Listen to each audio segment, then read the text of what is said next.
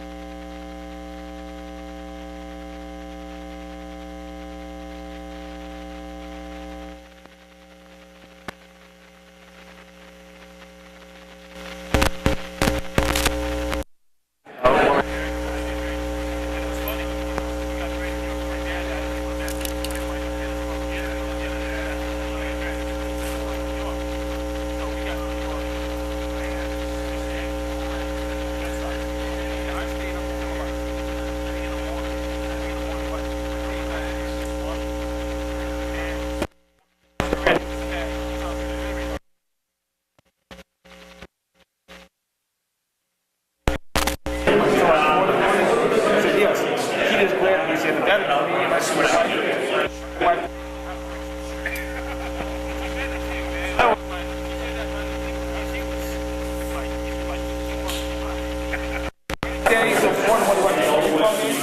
I said, it was the Yankees and the Red Sox, first place. He said, why wouldn't I do it? He said, Phoenix. Right there. I knew when she met too. I was like, okay, it's getting his hill. Well, it works both ways. You know, sometimes you gotta suck it up. I know, I did go. I haven't been anything like that since. You know? But she's the one that said to me, when I come here, you know, she said, it's like one shot. I'm getting the radio thing, getting in the television. Oh, there's nothing like you get something in a basket, you get it home, you work on it, and it comes on. Yeah. It doesn't matter what the cabinet looks like, nothing. It's like it comes on and it gives us what it's supposed to do. That's what I would enjoy. I'm not so much into this got that perfect this or whatever, you know. Does it come on and make it? Does it come on and make it sound? I'm learning. That's what I need to learn the process. I'm going over and getting the line. Come on, let's go over and have lunch.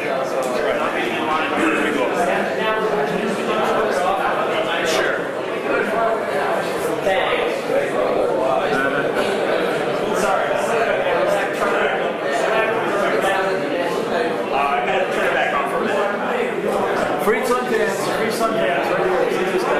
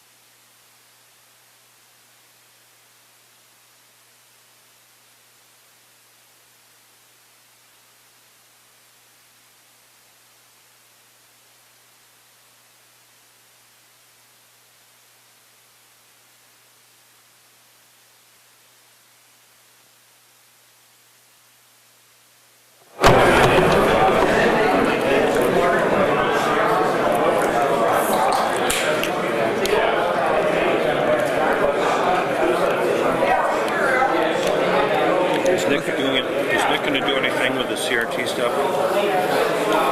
No. Nope. Got nothing done, so. Okay, we ready to roll? Yeah. Okay. Can I have everybody's attention? Welcome to the Early Television Convention for 2017. Thanks for putting up with our, this is our first time at this facility. I think it's going to end up being great, but there are some problems that were obvious. The only one food line and these tables being too compressed. Next year we'll have it set up so it'll be a little bit nicer. But anyway, welcome to the convention. I think we had a very good live auction this morning, and look forward to some great presentations this afternoon, and then the dinner tonight. I want to. I have a couple of announcements. The first is that some money was found over here. Someone apparently dropped it while they were in line. If anybody knows that they've lost some cash, come up and see me. Otherwise, it becomes a donation to the museum. Can I claim the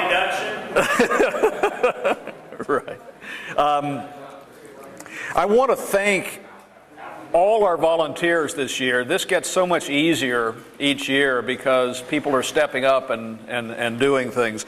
And please forgive me if I forget someone. And this is in no particular order other than the order that it's on my sheet of when people did things. Max Godfrey for the handling the video of the presentations and the setup over here. Tim Poliniak for the managing the swap meet this morning. Nick Williams for the CRT work that he's doing. Our auction crew, which consisted of the moving company, Tim, Al, and Rodney, and they really worked hard today. And then the other auction people who ran the auction, Daryl, Steve,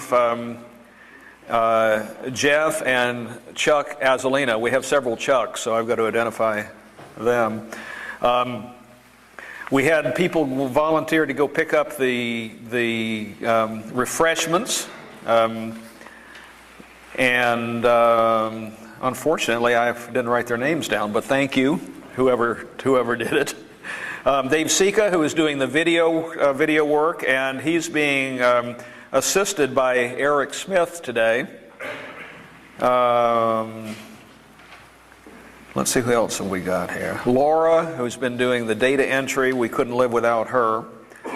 The people that demonstrated the various sets on Friday night, and we'll be doing it again on Saturday. We appreciate all of them. Our auctioneer and MC, Dave.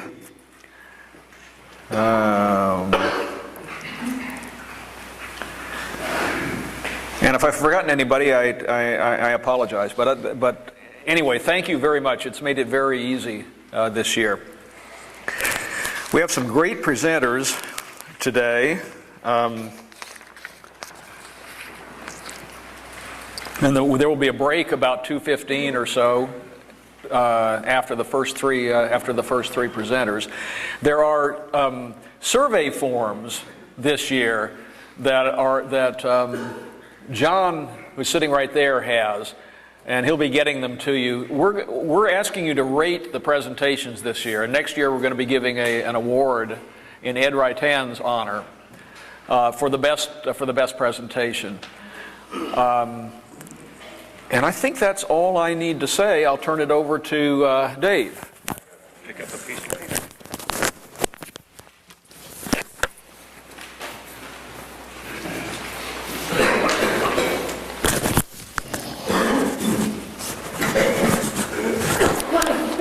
And from this morning, my thanks to all of you that helped me so very much, paying attention to what we were doing. You were a great audience, great bunch to work with. One thing before we start here with the presentations, take a minute. It's the money minute. It's donations we're asking for the museum. Now, some of the auction money goes to the museums, but just a straight up donation to the museum. It costs a lot to run this thing, and every little bit helps, and there's projects out there to do. The great Repave the Driveway project is coming up. It's got to be done. It's getting pretty tough out there, and we don't want anybody to get hurt walking around out there. So I think, John, were you going to keep an eye on that also? If you want to make a donation of some kind, cash, check, money order, whatever, PayPal, I think we'll figure something out. See John or raise your hand. I think you were going to go around John and ask a little. He'll circulate in the room. And see what you can do to help out here. It's all for a good cause, and there's a lot of good people helping out here. We're glad to have you. Very pleased. A side note to the auction, I talked to my girlfriend out in Cherry Hill after the auction, and she watched it. So I had one fan.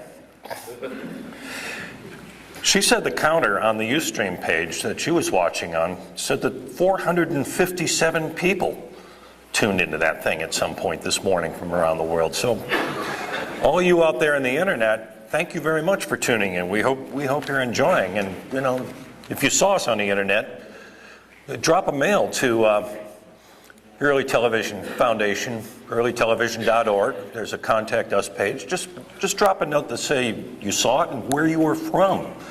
We'd like to know if somebody in Stockholm is watching this thing. So, or Stockton, California, one of those two.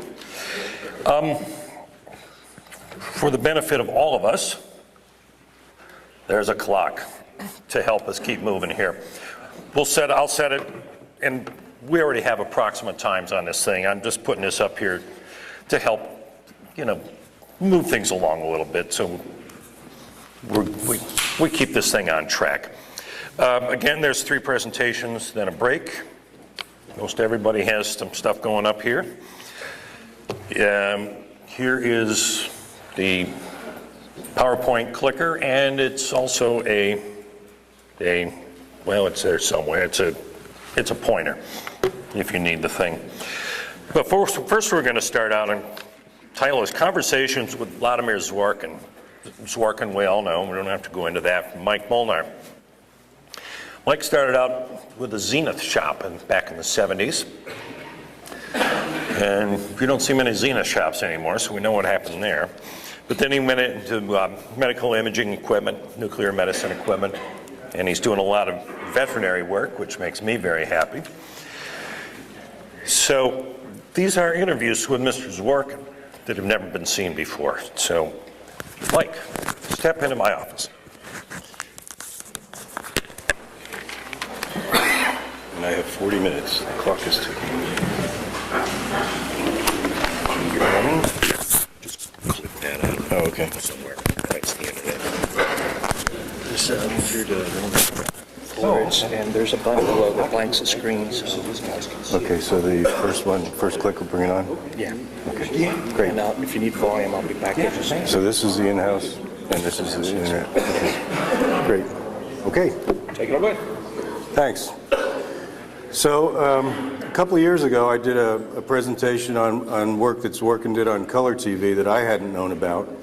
And after that presentation, Chuck Azar came up to me and said, I did a lot of interviews with him back in the 70s, and I can find these videos. There were hours and hours of them, and you could do another presentation on that.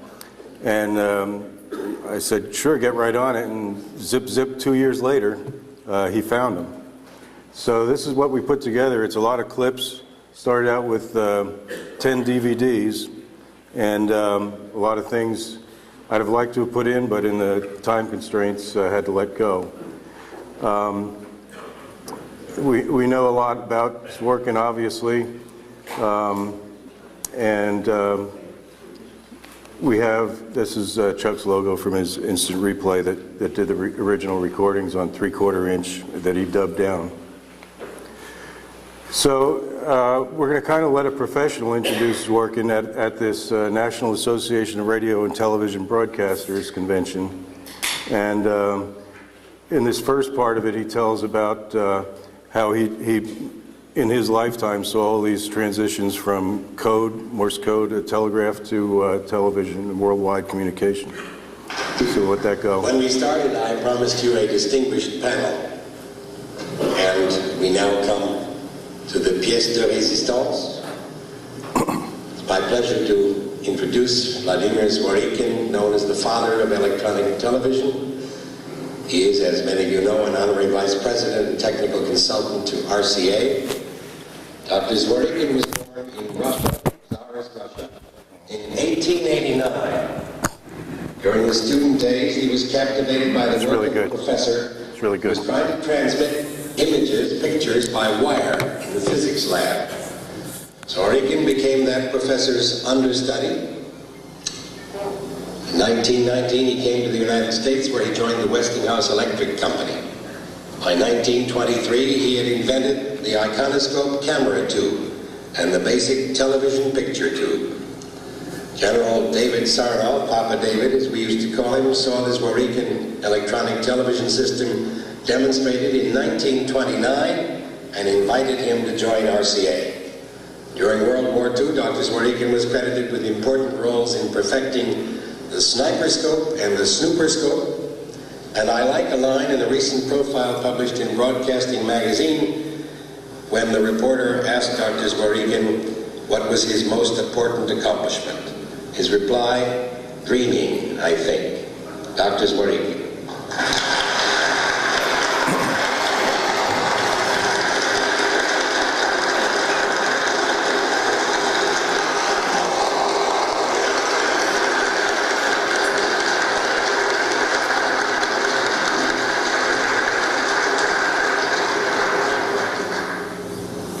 Thank you. Mr. President, ladies and gentlemen, I am very honored for being invited to your conference. I have listened with great interest to the previous speakers, and I have little to add to the tremendous achievements of the television broadcasting industry. Frankly, I feel like coming here, I come here to learn, not to teach somebody. So far is the progress in this field.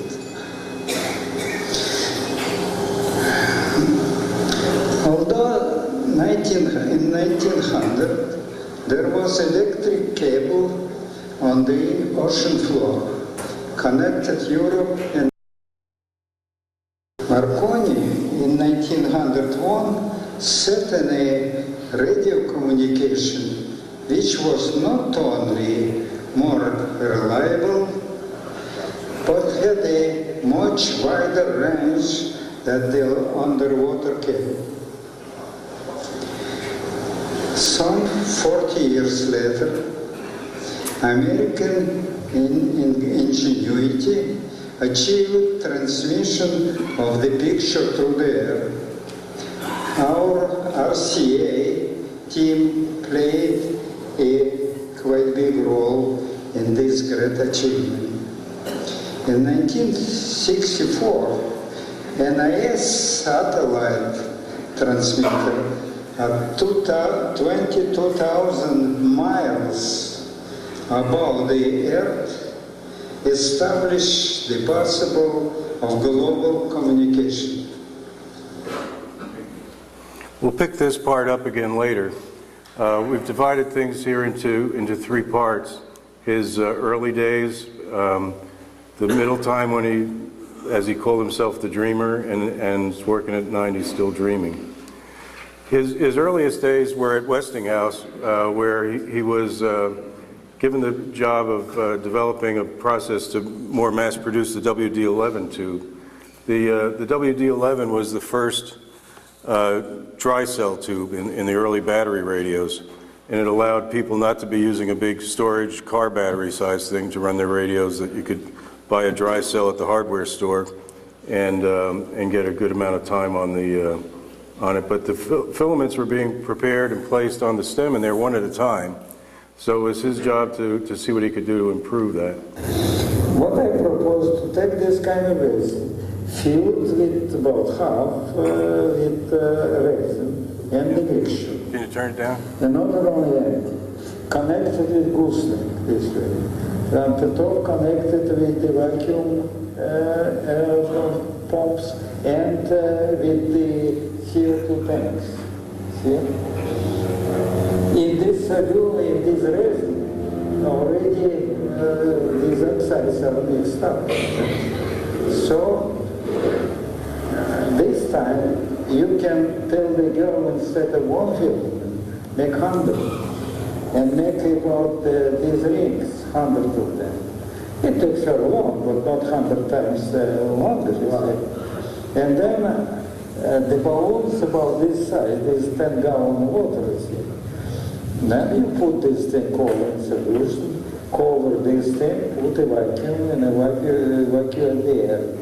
Then you put another, close the vacuum and put the CO2 pressure. See? Then the CO2 now lower to another one. See? That was just the Yes, resin? yes. And okay, fine. Then you dry it by applying the current, but in series with all of one at the same time, and only 3 seconds you usually use that. It's very easy to have stopwatch. When you use one by one all the time, every film is a little different, and that is critical. Okay? And it worked. So it very delighted, and made it a very big secret out of it, put in separate room and so on and so on. Everything was going all right. Engineers were delighted because rejection lifted from 70% to about 20%. So what was going along as good luck quickly for him turned into bad luck with a case of the flu and trouble at the lab. And then we'll see how at the end of this next clip it turns back into good luck again. So that was going for a few months. Everybody was like, then I got flu, and the doctor put me in the bed home. After several days, he called the boss, said, listen, when you coming? Because we need filming, and nobody wants to touch you, so they're afraid. I said, not in Capret, but CO2 tank, I think, is practically empty. Will you see that they change the pressure? Everything will be on you come. So next day I come and you go right and right, and it's everything fine. So I asked the firstborn, she put it that, so put it finally, the current to hit the film. The whole thing, bang! And about 6 foot cluster thing from silk dropped the whole thing. I was happy to save myself because I always worked with him in left hand a big piece of asbestos. So I just put my head in, although I still have the piece of empty tank, but not bad. And you know what happened? I was panicked. I thought they were going to fire me. What you would expect? You just come from another country and it's such thing almost fire because the big bomb was there. I was working alone with this thing, but you know what kind of noise that the whole laboratory what was nothing. Just most of the people come to look how it happened, and everybody asks, and a lot of people in the factory begin to know me before they didn't know. So then all when it's all cleared up, they asked me, how quick can you make another one? I said, sure, and we make better one because we already have so much. What made the explosion? Huh? What made the explosion? They mix the balloons, put the hydrogen instead of the... Hydrogen? Yeah. Hydrogen instead of CO2, and when they turn the filaments on. You know, we talked about several things that have happened. No, but what psychology, instead of firing the the director came and so on. What kind of work you would prefer to do? Oh, that's good. Yes, because obviously it was already working without any interruption for several months and work at good result. So they want to just start to work as fast as possible, and they don't, and I am not the right man for this kind of work. What did they have? What did I they said to the review, well, they had the session, they can talk about, so on. Finally found out it's not practical. Who wants to do it? So after that explosion and becoming known around the place, he did get other work. But here's another little clip of how they responded to his idea of working on television. 23. Then the high power people leaving and they asked something, the director of laboratory asked something, they answered. I didn't hear it. So when they departed, I stuck like a leech to the director of laboratory. What did you ask? What did you answer? I don't hear. They are commercial people, so on. So finally, I insist, tell me, show that, I like to hear. They said the highest link, they said, put this fellow to work with something more useful.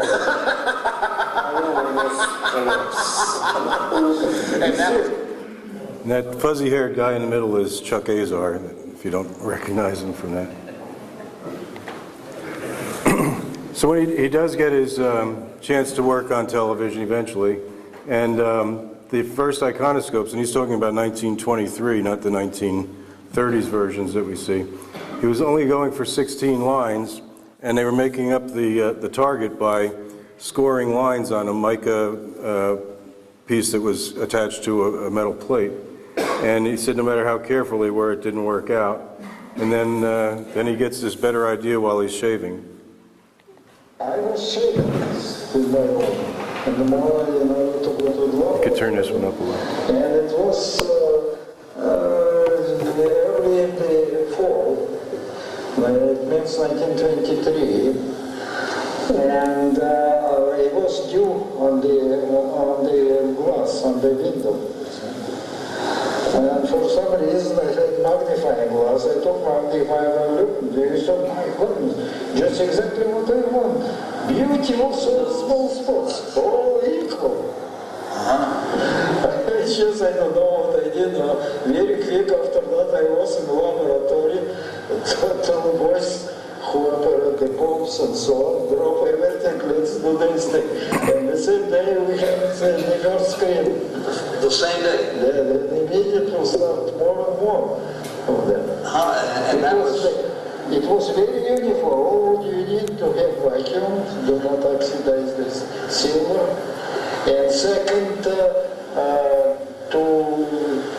when you evaporate it, arrange in such a way that you evaporate all area, so big, all area uniform. It means quite a far distance, very high vacuum, and heat gradually. And then when you reach one of the first one, you look down, no blemish at all. Beautiful screen. Still and for about 10 years after, all iconoscope made us this method. So, and in the next little clip, Chuck asks him what he thinks about Farnsworth's image dissector. He did electronic, all right. Yes. He used the beam and scanned the solid phosphorus screen. See? And then use outside process. And get only the electric current only at this point excited. It means several thousand times less time. Everything is the same. Yes. So if it's sensitivity, the same, and times the same, you will get several times. Because if you have no, for instance, as of now, is that for all figures 500 squat and 500 lines. Multiply 500 it's 40 and 25. It means 250,000 times. Gain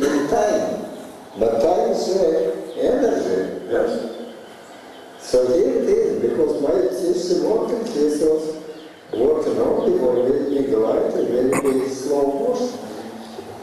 That was another thing, the motion, was his worse on motion than yours?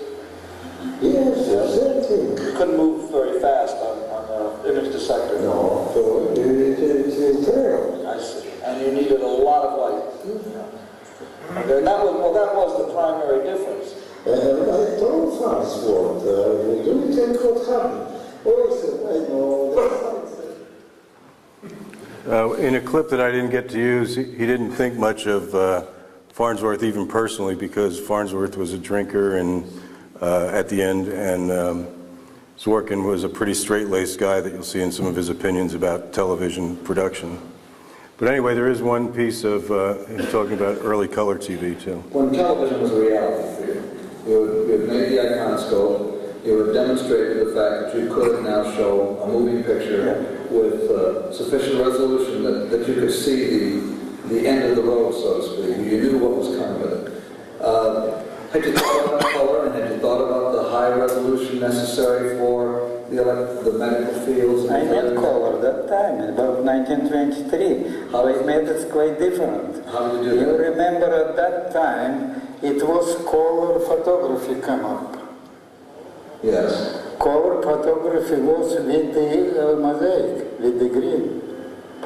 The how they called, you don't know, you have very good memory. German films was actual glasses, negative for color. Three transparent colored sensitive layers. Yes. That was yes. That's for the amateur photography. It was already in the market. Mm-hmm.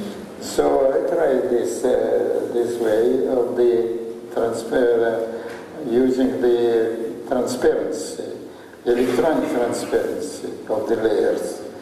Means one is higher velocity than another one. Using velocity modulation?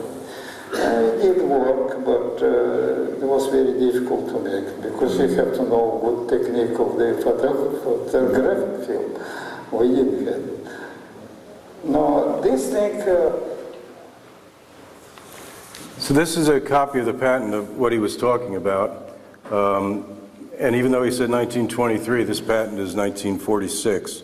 And I think that was at a time when, in the battle with CBS, that RCA was patenting every possible idea that might come up so that they'd be covered if someone else came up with an idea. If you look at figure 3 there, they were stepping the high voltage from, I think it was as high as 50K down to 25 and 15 or so. And on figure 5, there are layers of phosphors. So what they would do is the higher voltage would penetrate to the deepest phosphor. The next step would go to the middle phosphor, and the lowest voltage would go to the outer phosphor.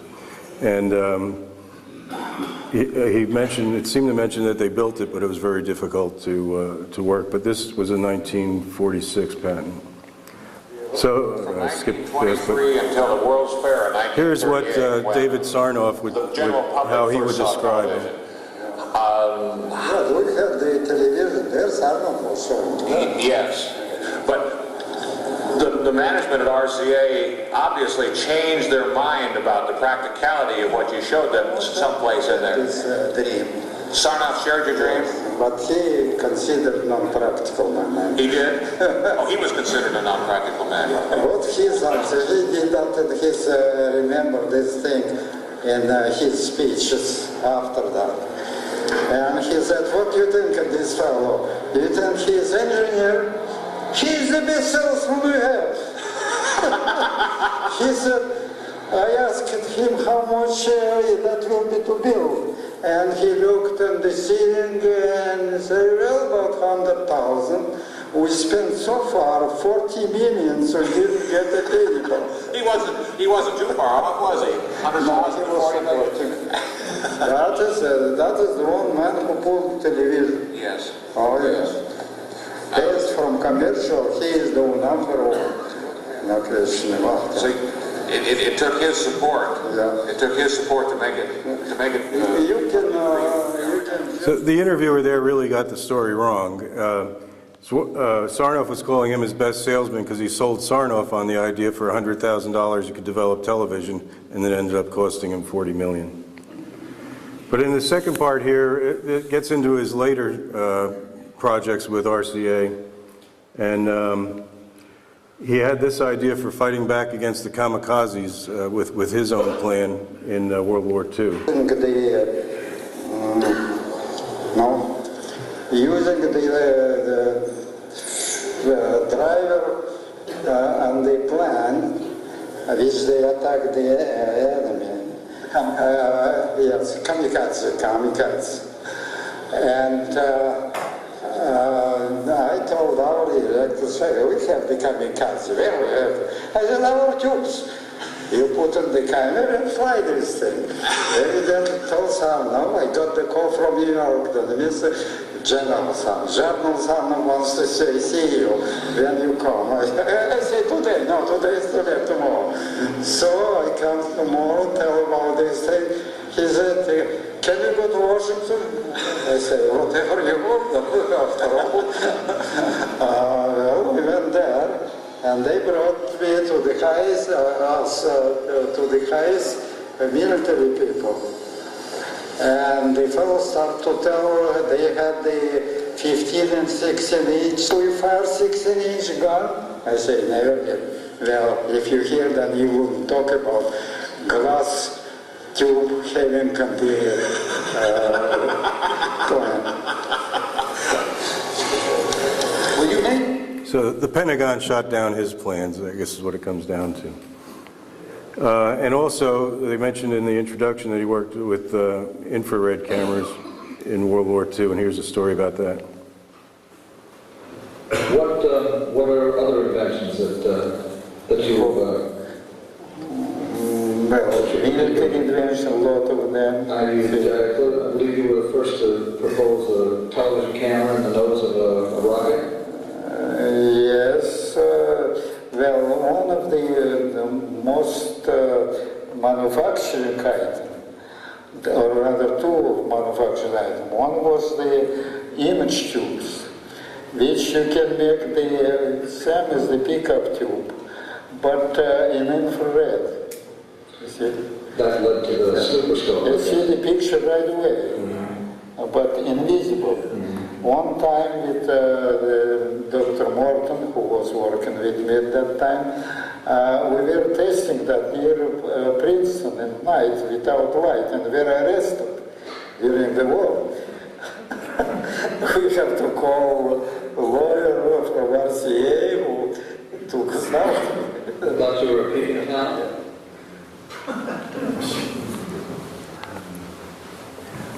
And then he also found that the unintended use of one of his inventions actually came out to really help the Allies. Another one was used in Navy very much. Another one is the funniest one. It's a good example that sometimes invention are not used to what that's invented, but it's just opposite. We invented this image. And we're making them, but nobody wants to use it. Actually, we plan to use that also for talking movie. Instead of moving the life, like they're doing now, you should do that with the cathode tubes. And worked all right. But when the commercial people evaluate, we have their several-step invention, the research, pre-production, or several steps before production. Pre-production means in large scale, and then production. All right, when they made this pre-production and evaluated how much it cost, it found out that several cents more than this mechanical thing that they used.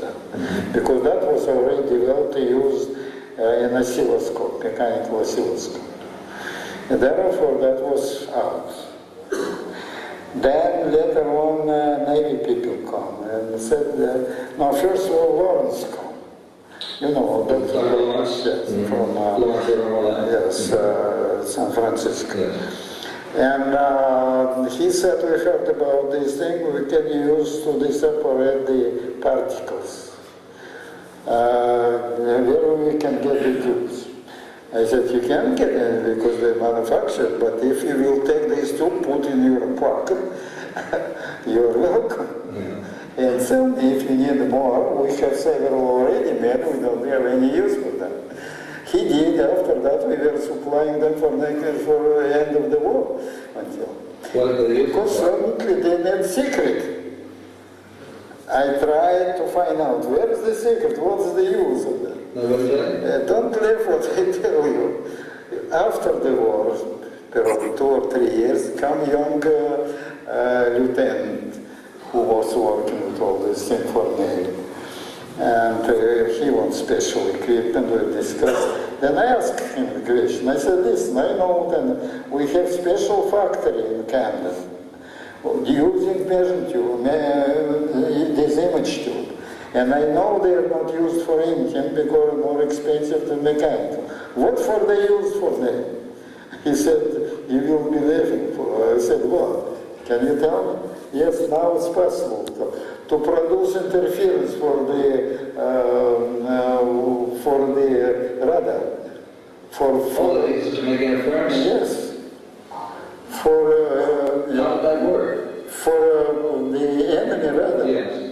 What, the tube generated noise? Because it produces so many vibrations there. Very high frequency. Make a mess. I see. Instead of focusing. I see.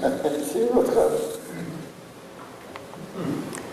And also, I was surprised to find that decades ahead of Google and Uber, they were testing a driverless car at the laboratory in Princeton. Like the circular saw. Yeah. Attached to the truck and just Make a hole.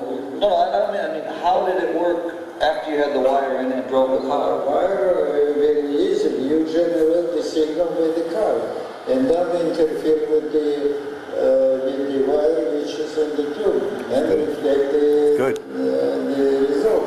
And what would it do? It would slow the car down? Well, the General Motor put it in the car. Yeah. And what did it do in the car? Nothing, sitting completely. And it would turn the car, Yeah. slow it down, stop it for the car in front of it. And the only negative problem was the road. People didn't want to put it in the road. That is not, if it would be made entirely in the car, that's all right. But if that depends on the administration who build the roads. You know, the road is one of the biggest. You worry about that. Of the biggest income of the Politicians. Sure. And although not really inventing the electron microscope, certainly RCA did a lot of the development work to make it happen, and he tells about it here. How about the electron microscope? What? electron microscope was a regular tube. We used it a lot ago before we tackled to use for microscope. We used that by applying different potentials. Suppose you have cathode tube in vacuum. We start with vacuum. So you have filament, then electron optics and fluorescent material, right? Now, suppose you change the potential distribution. Instead of the optics can be reversed. The same way, like if you had the grid and project with the light on screen, you will have a larger screen, right? Now, suppose you reverse. Suppose you have a very bright screen and the same focus, and instead of the what the first time, instead of source of light, you use fluorescent material and a magnifying glass. You will see already the enlargement. By using the optical magnifier, you have doubled the one. And at that time, we already knew this fundamental thing, which I admit I didn't know until we started this work. That resolution depends on the velocity of the particles. Now, for instance, ultraviolet picture, it has more resolution than the visual picture or infrared. Because of the size of the photograph. Because velocity is higher. Electron velocity has the number of volts applied, right? So it means comparing with light, it's about 100,000 times. And 100 times it should have the resolution. When I had free time, we worked at it, look at that, and so going. Then I organized a group special for electron microscope. It was done a lot of work with this thing. It's not so easy to prove the thing. It works, it's easy. Maybe one day you have equipment. To make it takes months or years. And Hillier did excellent work. Who's that? Dr. Hillier, who was one time director of laboratory. I got him from Toronto. He was doing research work there. And that work, they published that book in 1945. Still, you can find it on Amazon. So in part 3, we're talking about things that he's kind of hoping for the future. We'll take a look at the fact that he was always critical of program content on television. There's a short clip that kind of states his case, and that he always lobbied to improve television for education and communication. Any idea that this is what it was going to end up as? Listen, what is our speech for? Many years ago, the humanity developed the speech in order to communicate with different members. What's television for? To improve this communication. And what is they for? Use it now. They don't use it for that. So he's not too happy with things that have gone on. But he did really appreciate the idea of home video tape recording, because in some other clips, parts he was saying that that television isn't democratic, that people are telling you what you could see, that this was the first product he saw that would give the TV owner a way to produce his own material. It gives me great pleasure to thank you for the creation of this new and exciting use of television. I have been using a video tape recorder for just short time, and the ability to select programming that is desirable at the time that I want to see it gives television a new dimension. Television was never democratic, and that the creative process was not available to everyone. And with home video, that has been changed. I thank the member of ITA for making my dream available to everyone. And also in that same line, he was beginning to work with Chuck to present an industry award named the Icon that would go to people that, in their opinion, were bringing quality programming to television. Here's a short clip about that. I want to discuss with you the Icon Award, the award that we've decided to give in your name for television programming. The date that we want to give this award is the date when you first created television. Because at that time is when, from that point on, is when people should have been thinking about how to make programming for it. All right, that will be very good move in the right direction. I agree with that. And we'll make it open to producers and to even the networks, the programmers, the people, anybody at all who takes the energy and the time. And the programs tied up to certain age. What's that? To certain age program.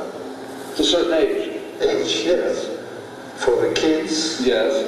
For grown up. For grown up. Oh, and different categories. Yeah, different categories. Yes, because it would have. Yes, that will be much easier to pick up the program. And it will be more useful. Well, of course, too, with videotape, which is my field, the ability not only to watch a program, but to watch it over and over again. You see, that's... It will be maybe very good commercial thing, because it will be bought not only speaking television, but television for purpose. Yes. Right now they don't have the purpose. Everybody look all kind of trash. Yeah. Well, the purpose is to sell advertising. Not too impressed with selling advertising. And here's a short clip where Chuck asked him some questions about what he thinks the future holds. What do you think the next 50 years are going to bring us? What are the fields that you feel are most interesting for new inventors, for people who want to spend their lifetime creating ideas that can help man? Well, you mean field or application? Well, application I think enormous. You know, the thing is going this way. It started with the television essentially, but now used for everything else. Computer, for instance, don't have anything with this thing. And a lot of other applications, printing, typing, and whatnot, hundreds now. The only thing which are already show commercial possibility, they're practical use, they're all, most of them invented, but they're waiting for the commercial implement. That is the application. Now, the invention, they opened a new field of the transmitting of the information, and maybe for improvement of humanity. Because I think better contacts and closer contact we will have among the international reputation. I think less chance will be for wars, and faster will be the improvement of the human being, if you want to make it general. So after that, we're going to go to the last part of his speech that we opened with, where he talks about some of these things. And one thing that I didn't get to put a clip in, he was very impressed. They had just come out with little language translating computers, pocket-sized things. And he really is trying to put the concept here together, in case it's not obvious, of his instant satellite communication from one person on one side of the world to another, but it instantly translating it before it would get to that person. And he puts this out as a challenge to future engineers. All my life I've been dreaming, and now at the age of 90, I dream of the next step in global communication. In Miami, at the satellite conference just a couple of weeks ago, I saw people viewing directly transmissions from South America, United States, and Europe via satellite. The worldwide reception of television is now a reality. This, coupled with the present-day speech recognition and language translator capability, bring a dream of the worldwide communication translated in one's own language on an instant basis, a practical present-day reality. Why not start now with this organization of program produced and present some meaningful program for all countries in view, to view and hear simultaneously in their own languages. Why not start now with this organization? I'm sorry, repeating.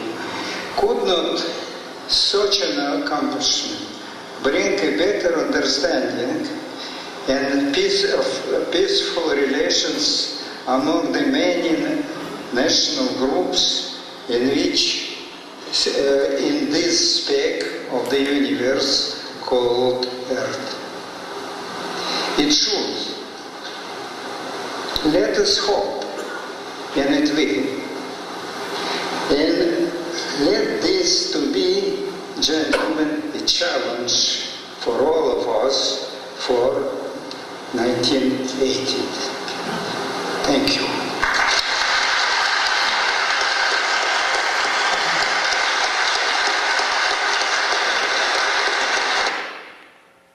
And that's it. 40 and a half minutes. Thanks, everybody.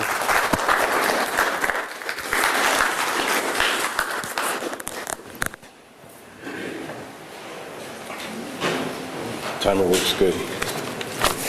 Perfect. Let's put this in real quick. Yeah, thanks to Mike and Chuck for making all this possible here. It's, the whole Zworykin story is just absolutely fascinating to me, and I hope you've got the same I got out of it. From Bear to Belle Isle, brief history of television in Southeast Michigan.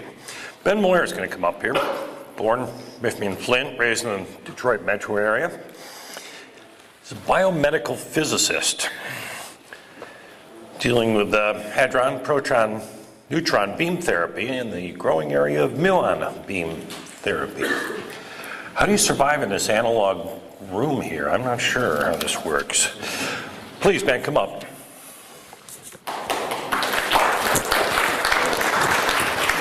Just click that onto the sweater somewhere. Good.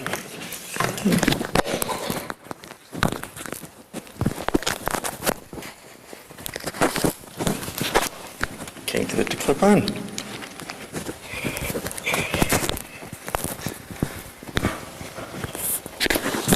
There we go.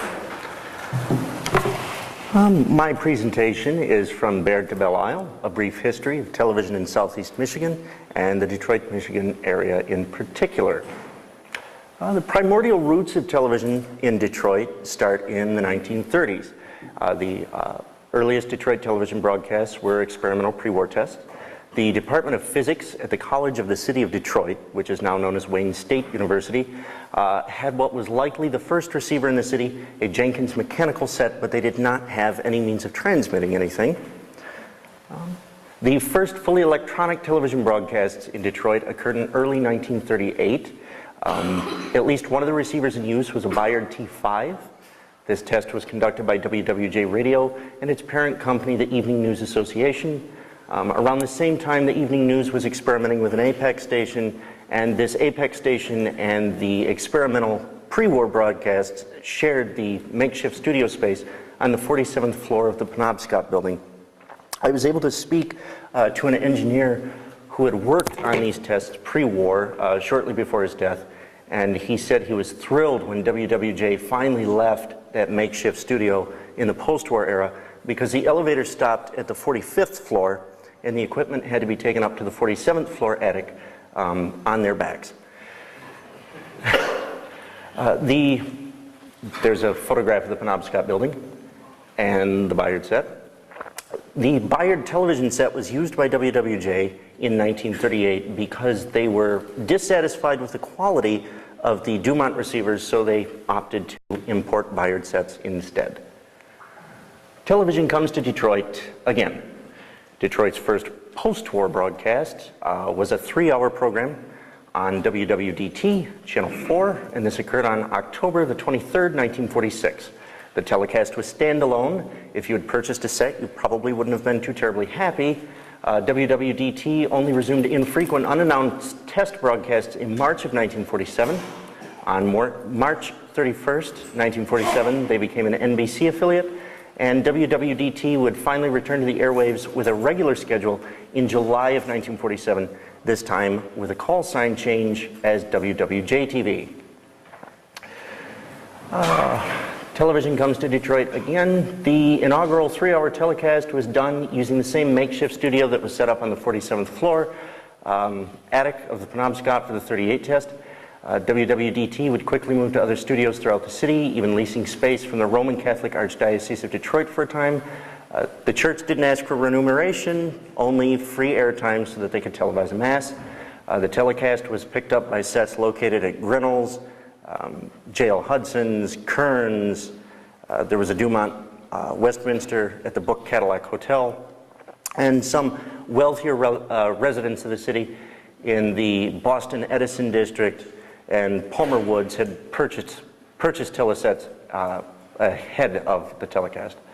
Sets on public display included a 621 TS and two 630 TSs at the convention hall, in addition to a prototype by Viewtone and a GE801. The Book Cadillac, J.L. Hudson's, and Grinnell Brothers each had a Dumont Westminster on display, with Hudson's also having a 15-inch Dumont RA101 in addition to a 621 TS and a 630.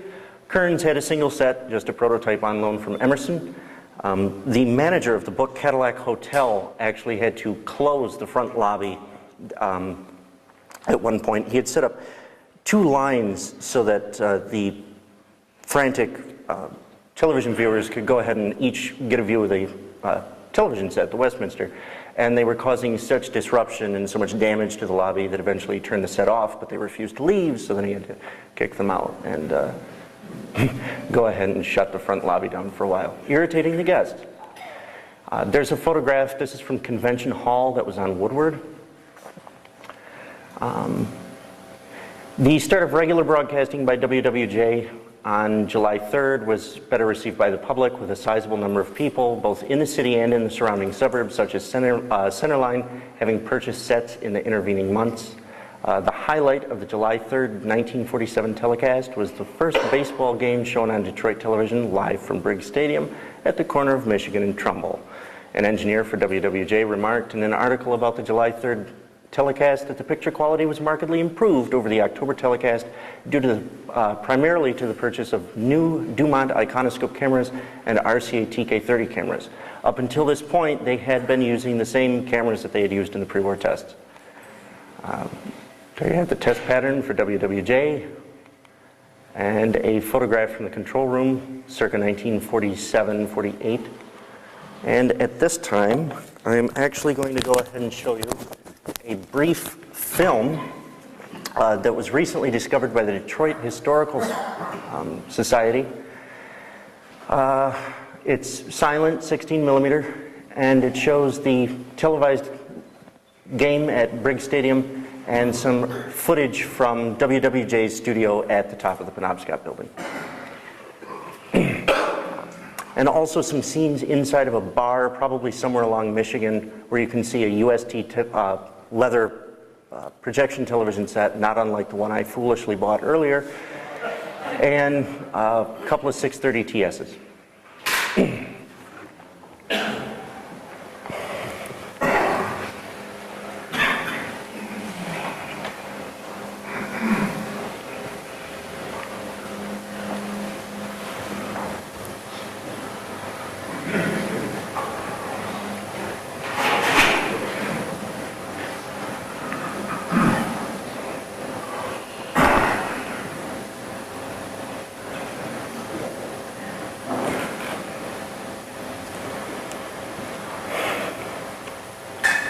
There's the UST.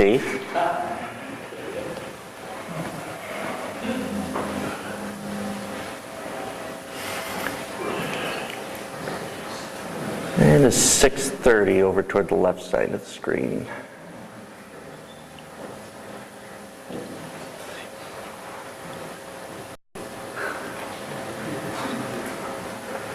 And there's scenes from inside the studio and the Penobscot building. You can see the Dumont iconoscope cameras in use. I believe one currently still survives at the Henry Ford. They would not let me see it.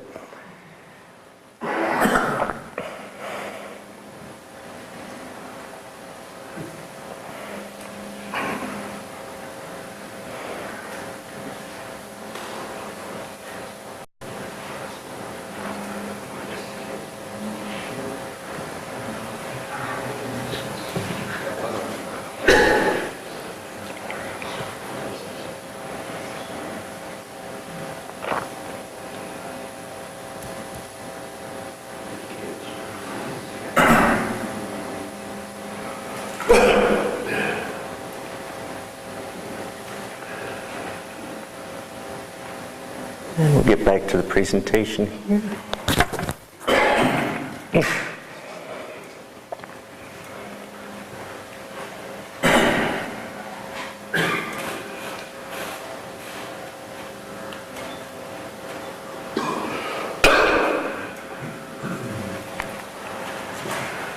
And in 1948, some competition arrived. WWJ's monopoly ended when WXYZ, Channel 7, signed on the air as an ABC O&O. This was the third ABC O&O to sign on after WJZ in New York and WENR in Chicago, and before the ABC O&Os in Los Angeles and San Francisco. WXYZ built a small studio in the Maccabees building on Woodward in the New Center area, but transmitted from the Penobscot along with WWJ owing to the height of the building. There's a test pattern from about that era, and a photograph of the Maccabees, well, not a photograph, but a drawing of the Maccabees building. WJBK Channel 2 reached the airwaves just a few weeks after WXYZ on October 28, 1948, and just over 2 years after the 1946 inaugural telecast. WJBK was Detroit's CBS affiliate on Channel 2, and they also carried Dumont programming until that network's demise in the mid-1950s. WJBK initially leased space in the Detroit Masonic Temple at the corner of Cass and Temple until building new studios in 1956 on 2nd Avenue in the New Center area. WWJ, WJBK, and WXYZ would form Detroit's other big three for a time. There's a test pattern from WJBK and the Masonic Temple. Early programming. Early programming in Detroit was largely the same as the local programming in other major cities during the same time period, with a few exceptions.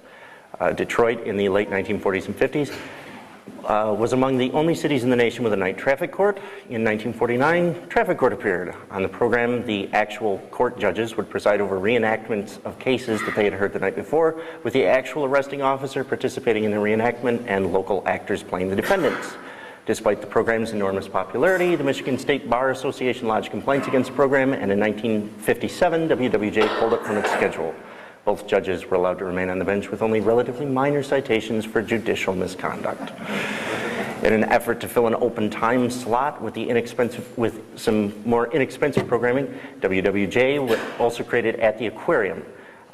What they would do is drag the cameras down to the Belle Isle Aquarium and point them at fish tanks and move them every couple of minutes. And if you've ever been inside the Belle Isle Aquarium, you have to wonder what the people at home would have seen because it's incredibly dark. I can't imagine any camera of that era actually showing anything other than a black screen. WXYZ's Flying Start was similar in its basic concept to At the Aquarium, but instead of shooting the fish in the tanks, they instead shot the tired, irritated travelers arriving to and from Willow Run Airport with stationary cameras. RFD4 was a farm report program until Glenn Young showed off his cigarette-smoking chickens and dancing ducks. WJ was flooded with calls about Mr. Young and his animals, and the management gave the people more of what they wanted. From then on, wheat price reports were on the back burner. Wagon on the Way was a WWJ program that would probably fit in better with early Fox, about the worst traffic accidents in the city, complete with photos of the victims and graphic descriptions of the wreck. The program was ended due to the tremendous volume of complaints. Hudson's Storybook was WWJ's very first regularly scheduled program, featuring items for sale at J.L. Hudson's department store downtown. WWJ aired the program in exchange for the use of excess space in a warehouse to create yet another makeshift studio. WXYZ countered with Television Shoppers, a program featuring lemon appliances, rickety furniture, and tacky house dresses from budget department store Federals. Pat and Johnny was Detroit's precursor to Kathy Lee and Hoda. Pat Tobin and Johnny Slagle would talk about the weather, the news, play the occasional record, and drink. When they'd run out of something to say or become too inebriated to continue, which was a frequent occurrence, during their 5-hour time slot, the cameraman would then turn to Ragromp, a Peruvian guinea pig. In 1951, WXYZ launched Stag Party, a program of scantily clad women and bawdy humor, I'm guessing appropriate for the time period. This program was also ended due to complaints by viewers of the fairer sex. Detroit had its share of TV clowns and kids shows, including Soupy Sales on WXYZ, Milky the Twin Pines Dairy Clown on WJBK, and the ridiculously named Sausage Cinema with Sagebrush Shorty, a cartoon show sponsored by Kowalski's Sausage of Hamtramck. Color comes to Detroit in 1953. In December of 53, WWJ upgraded their transmitter to carry color programming from the NBC network. RCA Model 5 receivers arrived around that time and were demonstrated in the city for the January 1st, 1954 Rose Bowl parade at Hudson's. A newspaper clipping from June of '53 mentions that J.L. Hudson's was demonstrating color sets daily from 4 manufacturers: Spartan, Westinghouse, RCA, and Raytheon. The author noted that no set produced a true color picture, but black and white reception was good on all 4 models. In 1956, WJBK purchased a TK41 and a TK26 along with other color equipment, becoming the first station in Detroit to broadcast local programming in color. By the end of the decade, the TK41 was sitting largely unused, local sponsors and advertisers being unwilling to pay more to advertise during a color program. Color television was actually more common in educational institutions than in Detroit homes for some time. In 1959, the University of Michigan Ann Arbor Medical School purchased a TK41, a TK26, and a slew of older RCA Victor color receivers to use as monitors, and this system was used well into the 1970s. In the early 1960s, Michigan State University Oakland, which is present-day Oakland University in Rochester Hills, Michigan, purchased an industrial color television system for use by the Department of Physics with the Charles T. Kettering Magnetics Laboratory. It was used for remote monitoring of the laboratory on the far edge of campus, but it was quickly scrapped as it interfered with some of the instruments in use. They had built the building for it without using any metal. Some of the instrumentation was sensitive. So apparently they couldn't put together at the time that it would probably be a bad idea to take in a color camera made largely of metal. I did end up speaking to a professor emeritus who confirmed for me that this was a field sequential Vericolor system. On September 16th, 1954, WWJ, WXYZ, and WJBK were joined by CKLW, Channel 9, just across the river in Windsor. CKLW was a CBC affiliate, of course, but also shared a Dumont affiliation with WJBK. CKLW elected to air the absolute minimum block of CBC programming, instead filling the rest of the schedule with the dreck that you would usually find on a UHF station in that era. In many ways, CKLW more closely resembled an American station than a Canadian station. And it wouldn't be a presentation about Detroit without mentioning one Barry Gordy Jr. In 1959, Barry Gordy Jr. took an $800 loan from his family to start a record label, Tamla Records. Later that year, he reincorporated it as Motown Records.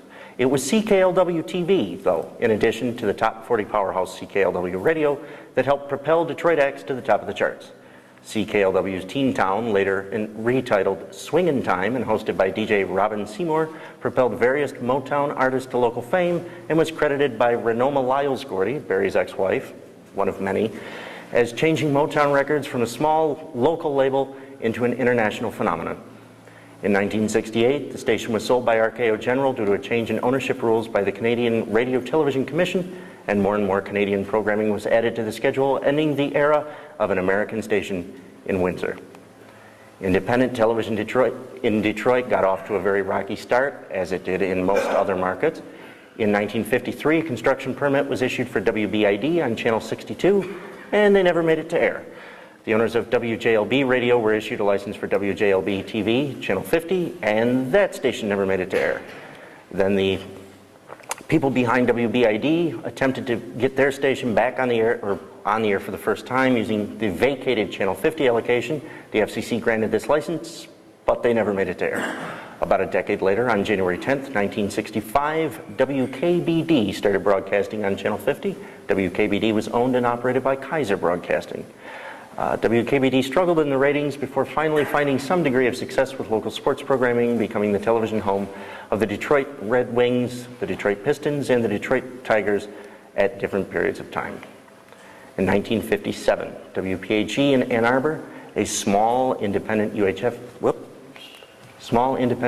station, went off the air, vacating the Channel 20 allocation in the Detroit market.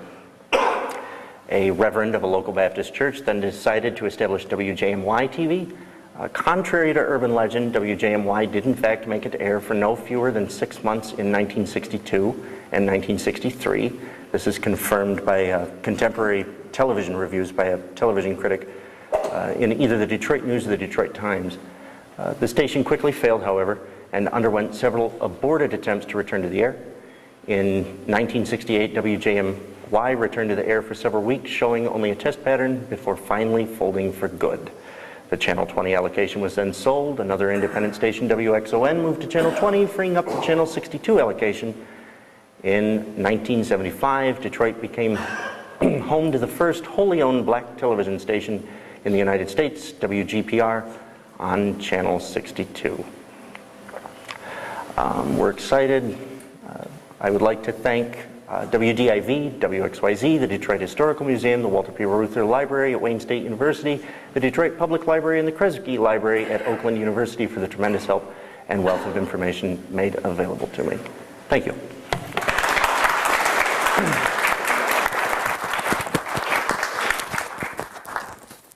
Get this up.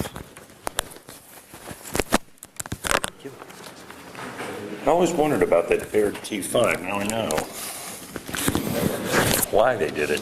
I knew it was here in Detroit. I never figured out why. Next, thank you. I want to welcome Olin Schuler up here, a fellow Illini, Rockford, Illinois here. Olin, step in my office. This is a remarkable career here. Built his first radio at age 15, which doesn't look to be that long ago. But he's held an amateur license, commercial licenses since the early 50s. Worked over at Motorola. Yes. He's a production engineer, rolling into quality engineering, I guess you would call it. That was a simultaneous job. Two at once, two hats. Yes. Oh, yes. Remarkable.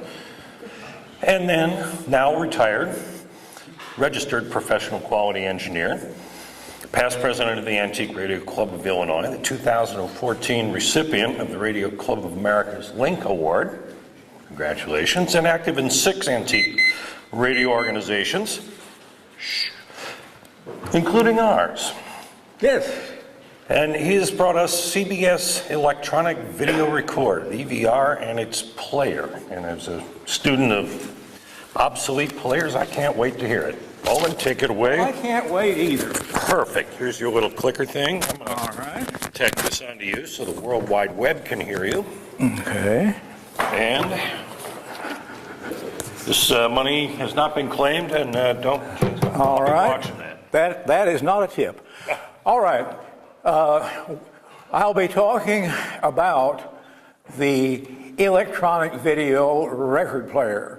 I'll be going through quite a bit of detail, and I would ask you to hold questions because I will be open to questions in this room just before the banquet tonight. So if you have questions, come on over then, and I'll have a seat in the corner, and we'll talk about that.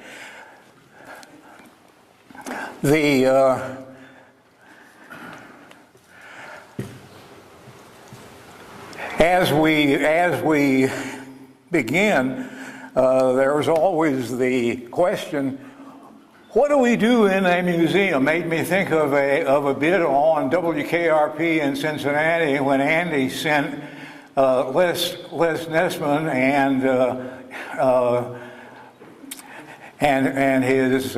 and Johnny Fever out to the WKRP transmitter where all of the junk was stored from the station. And when Les opened up the door, Johnny looked inside, saw all of this old equipment, and said, "Relics of a once proud civilization." There is the EVR. That is a promotional picture that appeared in a good many publications. EVR was invented by Dr. Peter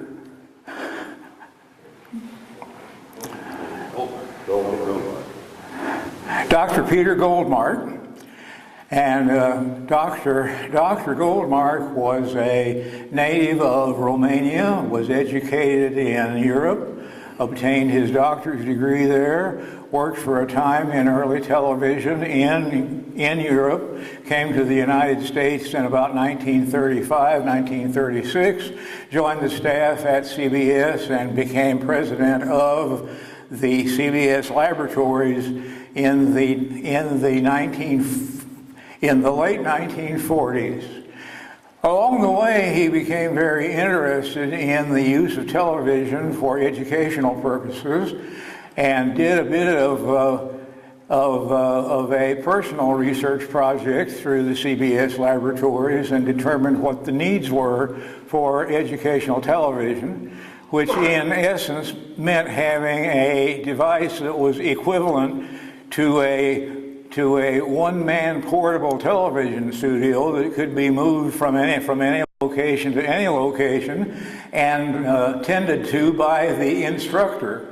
So charging himself with this idea, he then while going about other businesses, came up with the idea of the electronic video record player, and it was quite a radically new, different thing. Now, this was 1960, and by all rights, was 15 years before videotape, home videotape, or the Selectrovision kind of things that followed, and this was a truly it was truly a technological leader, and should have been the rave and the hit of the 1960s and into the 1970s, with uses in schools and received rave reviews. It was felt that it was felt in some circles that this invention was as important as television itself.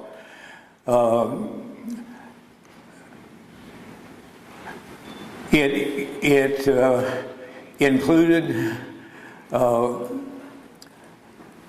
a conveniently portable player, and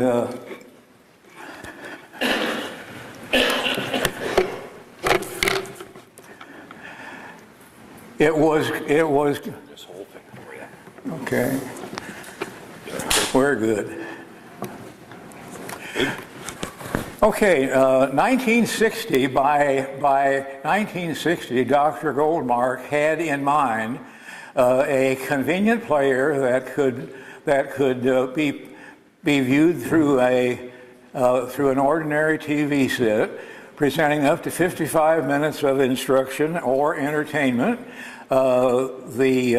The targeted retail price was around $400, with cassettes available for $7 to $14.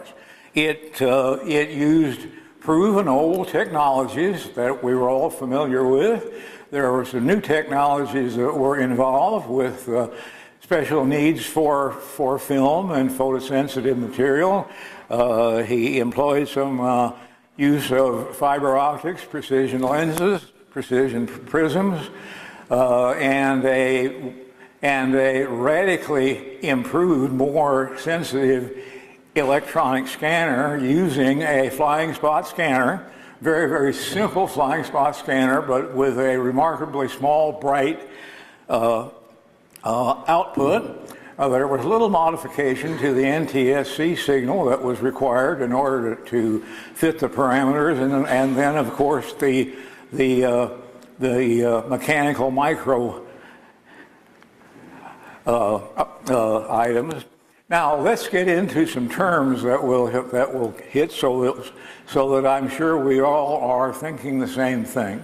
Number one, 1 meter, 39.4 inches, a millimeter, which is 1,000th of that, a micron, which is 1,000th times that, and so with 39 micron or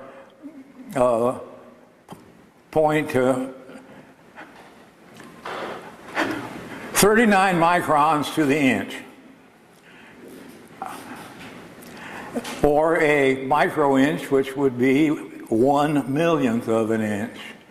CBS Laboratories had a group of 16 people and did the development on the EVR. The idea was to compress as much information as possible into the smallest possible space. What he ended up with was a 2-track film with 2 tracks side by side.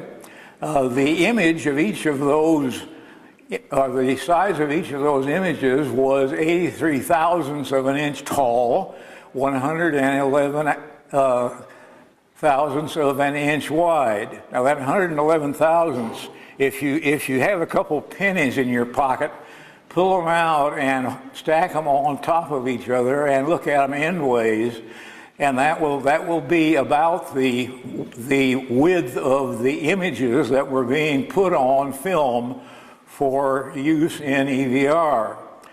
The space for one line scan on the film was 158 millionths of an inch, and the film image area was 92 10,000 square inches.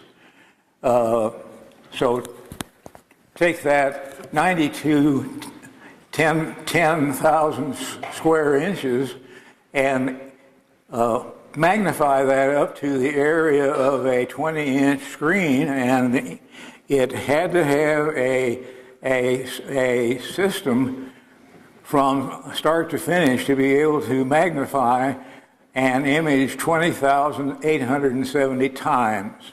That was done on film. Now, those two images are kind of deceptive because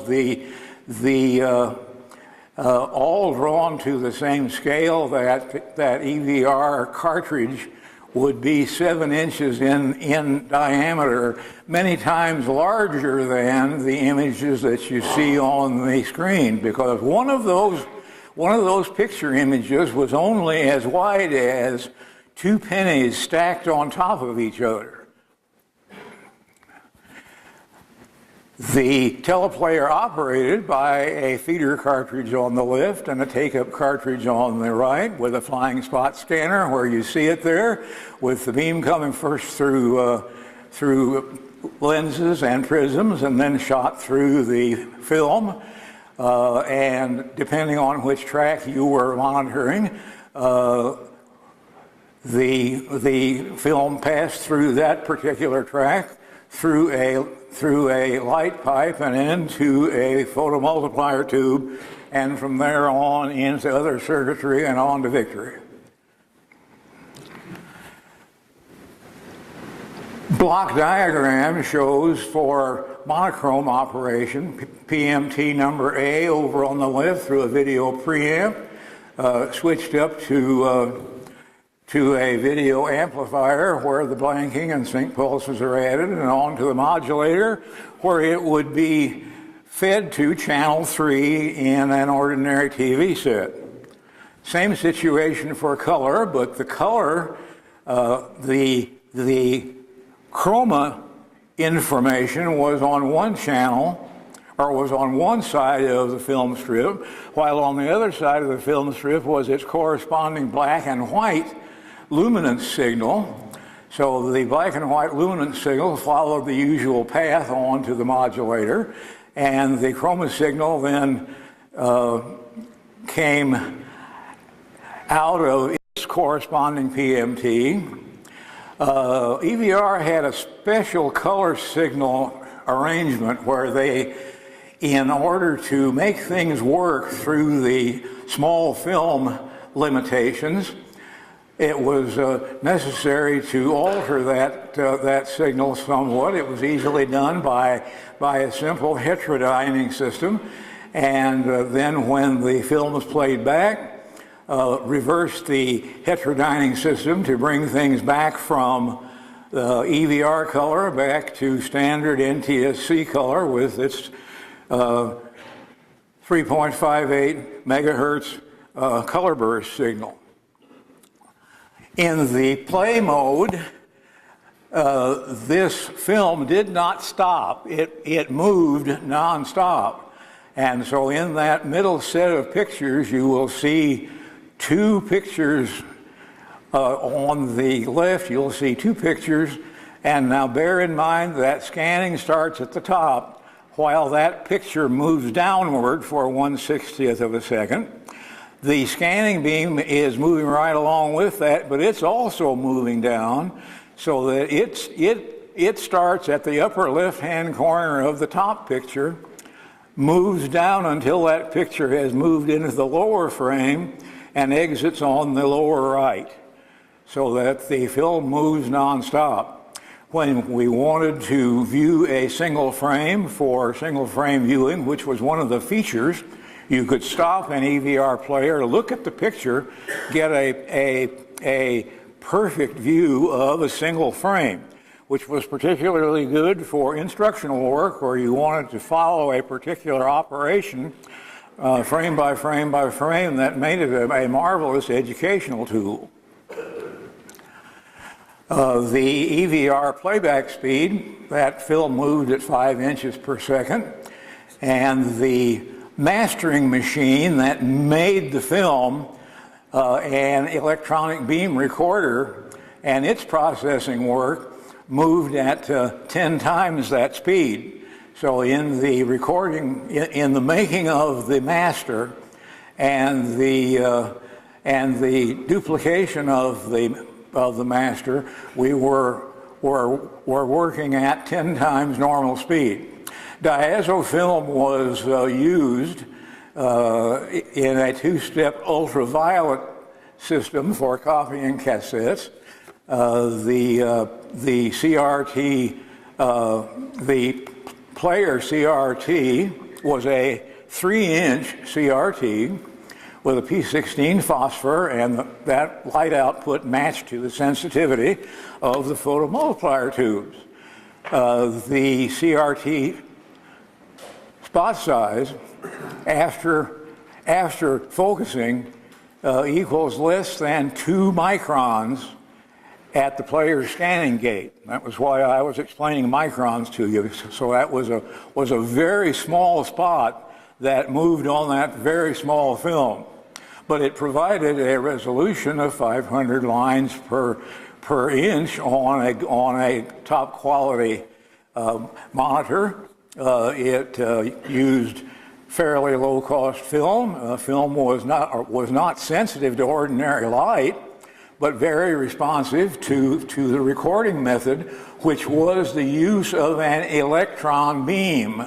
The master films from which duplicates were made for use, the master film was recorded on an electronic beam recorder with suitably small beam size, and this electron beam recorder, by all sense, we recognize would have to operate in a vacuum, similar to the inside of a CRT. So you were down to a decimal point and a whole bunch of zeros before the 1, and the beam from the electronic beam recorder was in the region of 2.5 microns. There is the electron beam recorder, and you'll notice those 2 chambers with double handles on them were the loading and unloading chambers for the film located inside. Now, we all know this slide, that the makeup of NTSC, and each of the film images, although it will be scanned at 262 inches, or 262 lines per field, the master films were recorded with 525 lines, so as to always present a full high-resolution field to the scanner. In a practical application, CBS recorded these by scanning both lines at the same time, but alternating their position every 7/100ths of a microsecond.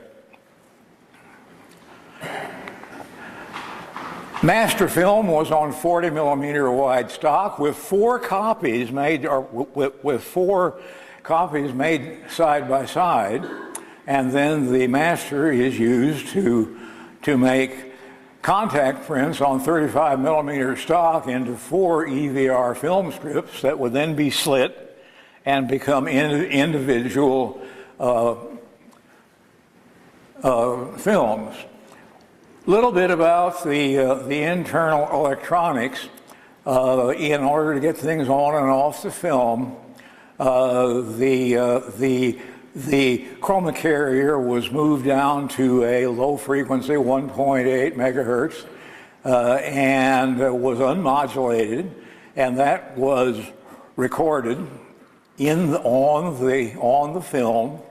And then when played, the EVR color signal then uses that to convert itself back to NTSC. And if you're interested in the gory details of that, see me this evening before the banquet and we can talk a little bit about that. There is a block diagram that we'll not go into now, but if you're interested in that sort of thing and to look at an EVR schematic in detail, we could spend the rest of the afternoon and well into the evening just going through that. So we'll pass through that quickly, and we can look at that in some detail this evening if you have minds to do that. Now about Dr. Goldmark. By 1960, now something has fallen to the floor. I don't know what. If someone can come help me on that. Dr. Goldmark in 1960 had the concept of the system that I just described, and he felt this was a worthy project for follow-through with CBS. So at the annual CBS meeting, Dr. Goldmark made his presentation to the board of directors with William S. Paley there, who showed a degree of interest until he heard the word entertainment, and he stopped the speaker in mid-sentence and said no, and said it in such a way that the experienced board members there knew not to say one more word on that subject. So Dr. Goldmark went back to the CBS labs and examined other opportunities, and by 1961 he had found some research money for the Air Force for their training activities and got things started on the track for the project. Again, some money came through in 1962, but by then the military was no longer interested in this, but there was a demonstration made to the 3M Corporation that was well received, but nothing came of it. But shortly after that, one of the executives from 3M went to the Food Machinery and Chemical Corporation in California. This executive remembered the EVR and was interested, and FMC became very interested, and it appeared they would be able to carry it through, but it was vetoed at the last minute by their president. 1963, CBS heard that Monsanto was looking. So there were a series of meetings, and it looked like things were going to resolve themselves, and there be a meeting of agreement and a showing and an announcement in St. Louis shortly after that with an EVR film showing of Gunsmoke. But before Gunsmoke could happen, a few days before the introduction, President Paley canceled the event, and the EVR program was idled again. Now, this was still at a time when EVR was in its infancy and was using both tracks of that film for black and white. And they even pulled a Thomas Edison on us by using those two tracks the way Thomas Edison did in his very early movies, where you would play down one side of the film and then reverse and play it back the other way. But with the realization of color, that second film with the black and white on channel A, and then channel B would be color right next door. So that then, and that same EVR, besides being able to self-reverse, also had a complete video system in it with a picture tube, so that the EVR was a one-piece item, and at that time, 90% of the TV sets being sold were still black and white. Now, color was emerging, and the feeling was inside CBS that they could, if necessary, if there was sufficient interest, there was a way to bring color to EVR by using that second black and white channel. But the project was idle then through all of 1964, going into 1965. No interest, no activity. Time was passing, but Dr. Goldmark did some additional study and showed that there was substantial interest in the educational field, and moved on in that situation with another presentation to William S. Paley, who to this point had not seen an EVR picture. So there was a showing of Gunsmoke to Paley, and a pitch to market this as an educational tool. And Paley loved it. He thought it was great. And work began immediately. But by midsummer of '65, Paley was thinking and was realizing that CBS was in the midst of promoting itself as a color television network, and he felt that the introduction of the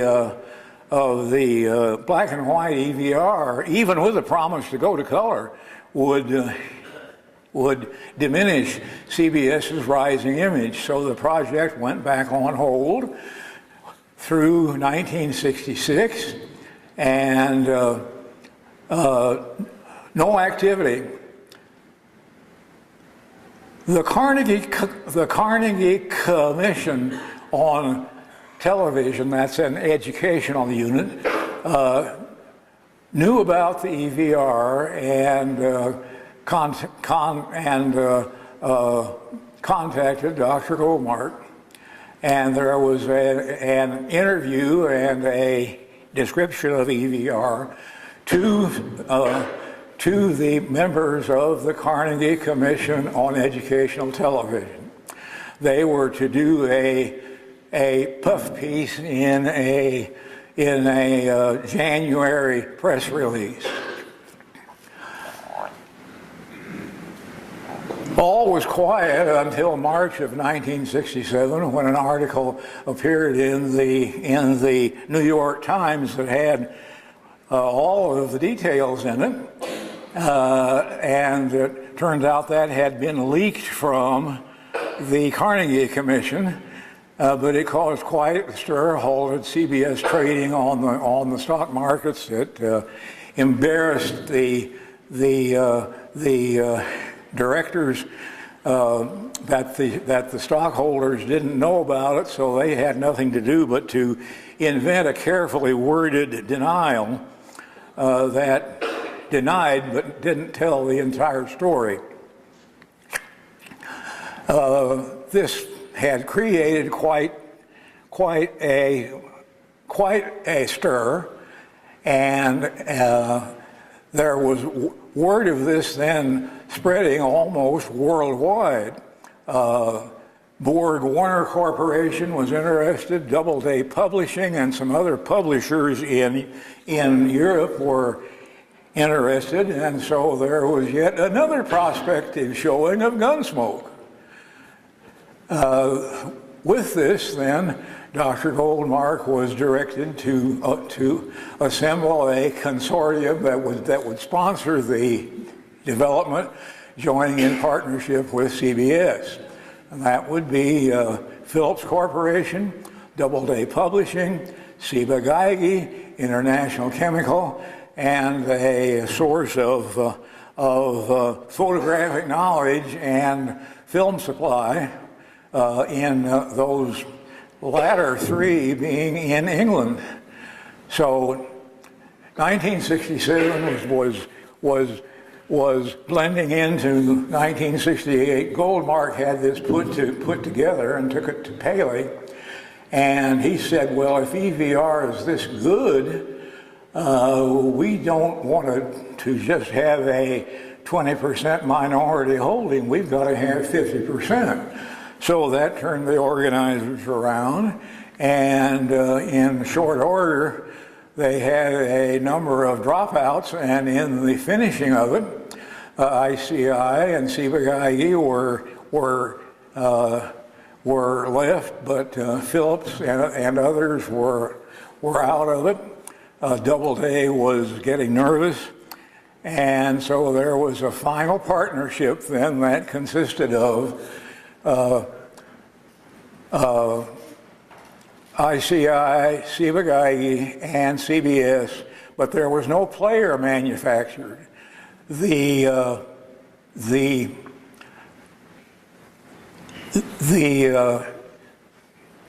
most important centering message at that time is to understand that EVR is an educational tool, not an entertainment tool. So with that release coming, CBS had a release event using players out of their own labs with the target prices and so forth. And CBS realized that there was also a market among small broadcasters who hadn't yet gotten into color TV to be able to originate local color TV through a broadcast version of the EVR known as the BEVR. And inside CBS, work was started working towards that, and that interfered with their with having enough energy available to carry on color development for the basic version. But things were underway. Now, as a harbinger of things to come, CBS executives raised the issue of using CBS program material on EVR and selling it in order to make things work. 1968, Motorola was selected as the manufacturer, target being to reduce costs, simplify assemblies, help with the development of color, high performance, reliability, simplicity of structure, and there are the folks that agreed to it. On the far left and on the far right were the two EVR executives that were to take care of the details of doing that. Second from the left is Motorola President Elmer Wavering. There is Stanton and Dr. Goldmark with the glasses, and the fellow who's next to Goldmark looks like he's biting his lip is the publisher of the New York Times newspaper. There was the Motorola EVR. This is one that I have with me we can look into this evening. Motorola concentrated on optimizing black and white while CBS worked on color. There was an 84-week timetable. Things were due out in January. Rockley started their their film plant, and Motorola Engineering concentrated on the important things that were known about EVR: film gate, CRT brightness, mechanical stability.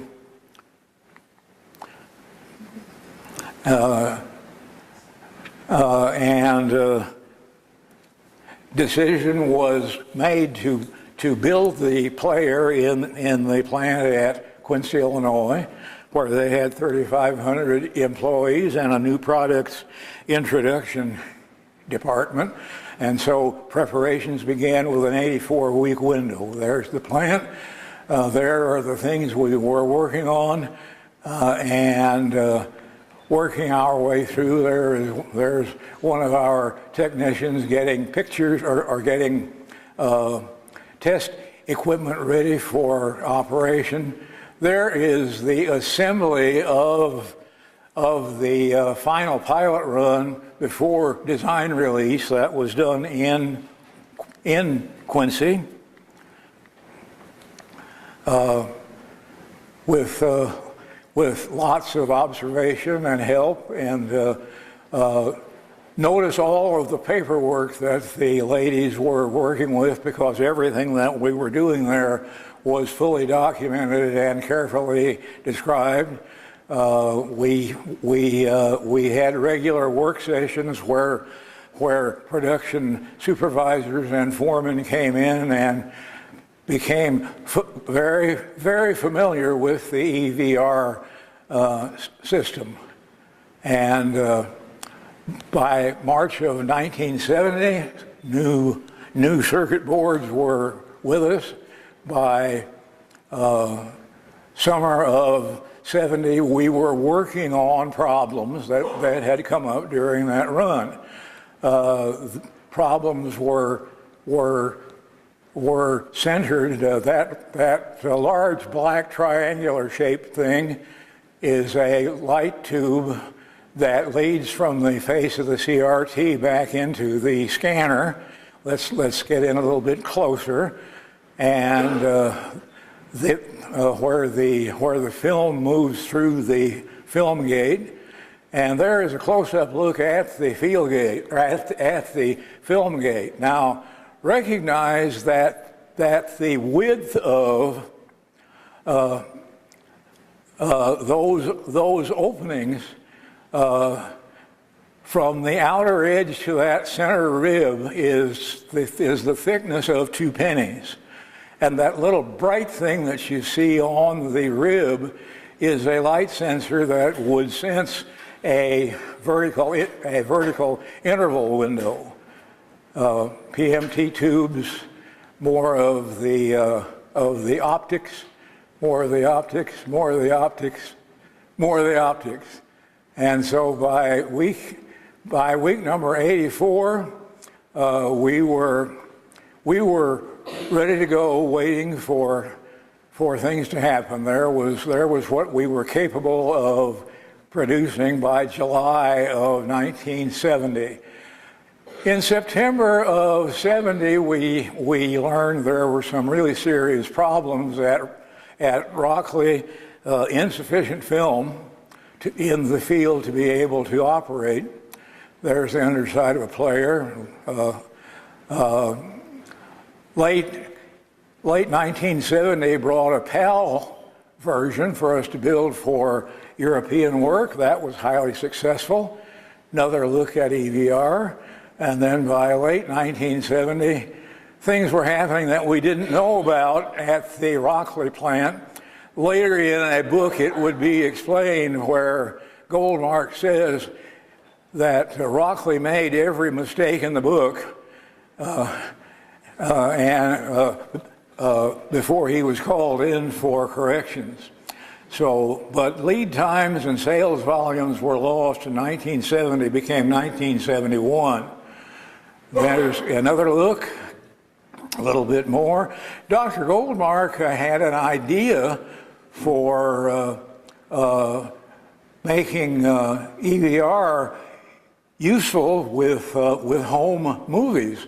Just shoot the film on ordinary 8mm and instead of sending it to Kodak, send it into the EVR processing center. They would put it on EVR and turn it around and send it back, and you could use that at home on your home video player.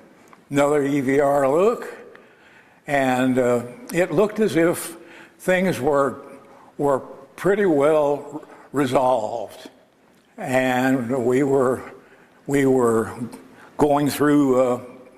We were the first ones with EVR to go through FCC Part 15 radiation compliance, and that was done by late October.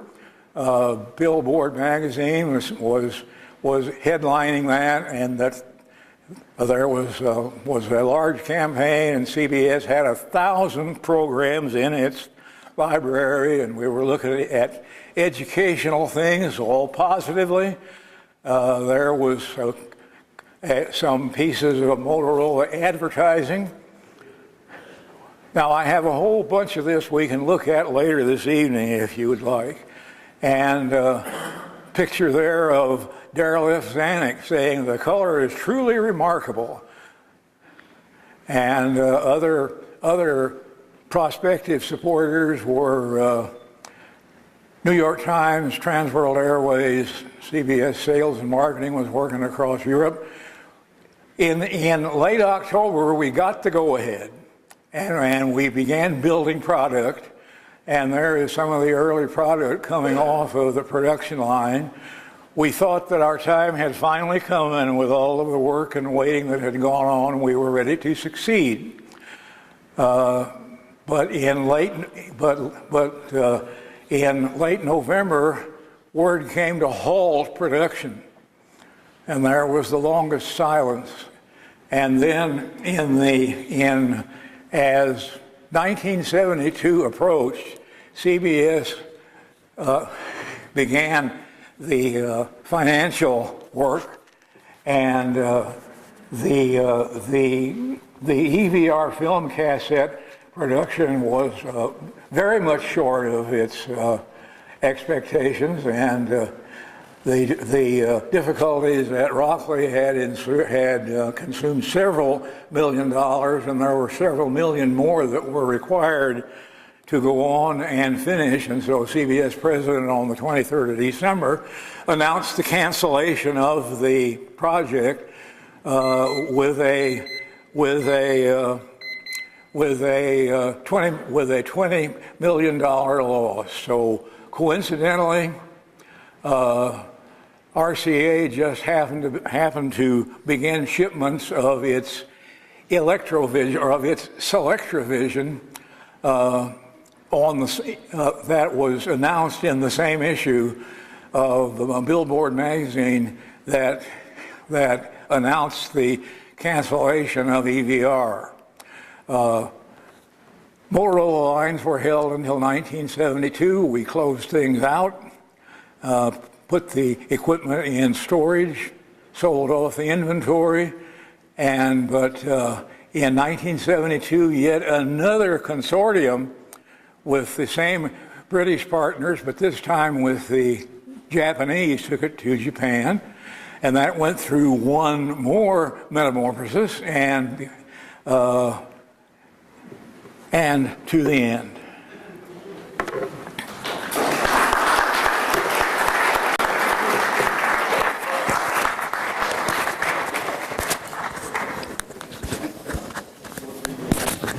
Oh, and just for a second, are there any working models of this unit floating around? I happen to have one in my trunk, except we don't know if it works or not. Now, all you guys know about the hazards of powering up electronic equipment that has been dormant for a long time. And I've finally gotten enough service information to be able to figure out how I'm going to wake up those capacitors before I turn on the real power and see if this thing works. Well, is this something you're going to do over here? No, or is this for at home?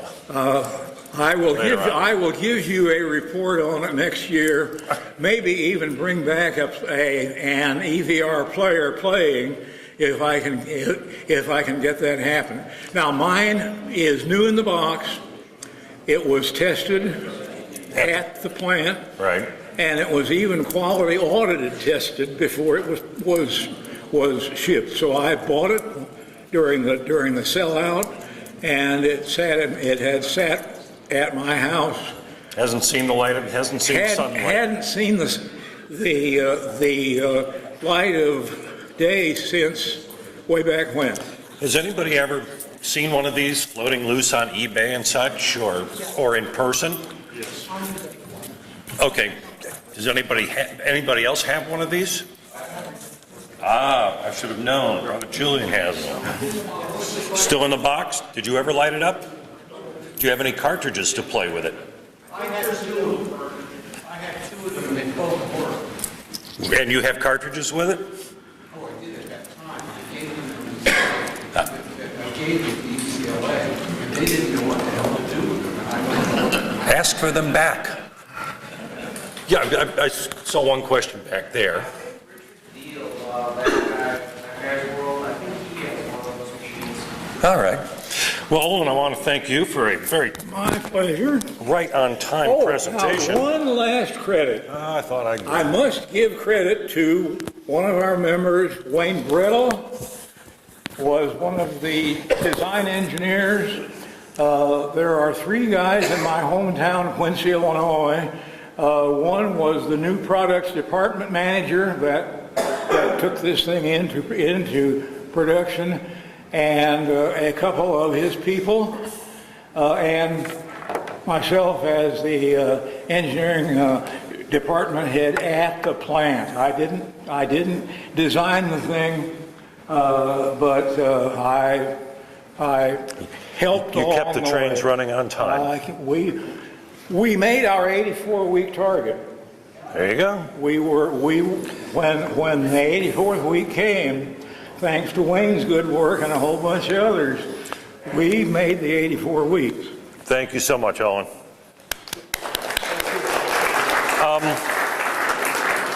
Speaking of running on time, we're going to take a break here, about 15 minutes. Yeah, I'd like to just say a couple of things here quickly. There you go. Thank you. The first thing is I did forget a couple of people in my thanks that have done a lot of work. Cliff Benham came out a week early and got all the color wheel stuff going again and made some improvements. And Pete Dexness attempted to get our CT100 working. They spent quite a bit of time on that. They ran out of time. So thank you. And again, if I've forgotten anybody else, I really apologize. John is handing out survey forms. And the other thing that he has is the annual meeting was originally going to be during this presentation time, but because of scheduling, we had to move it till tomorrow. We are voting for Board of Directors members again, and I didn't want to deprive people who are current members of voting if you can't make the meeting tomorrow. So we have ballot forms. If you are a member and are not going to be at the meeting tomorrow, fill out one of the ballots. You select 11 out of the 13 candidates, and then put your bidder number on it. It'll be confidential. We won't link that to the person, but if you could do that. John, did I give you the ballots?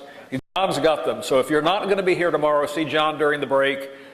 Fill it out, hand it back to me or to John. I'm also begging for money. And he is begging for money. So as he goes around, please hand him something. I'm just telling people that they can just give me a verbal and have their bid number. A verbal, yeah. All we need is your bid number and the amount you're gonna and your money. Okay, 15-minute break. 2:45. 2:45. That's. Whoops.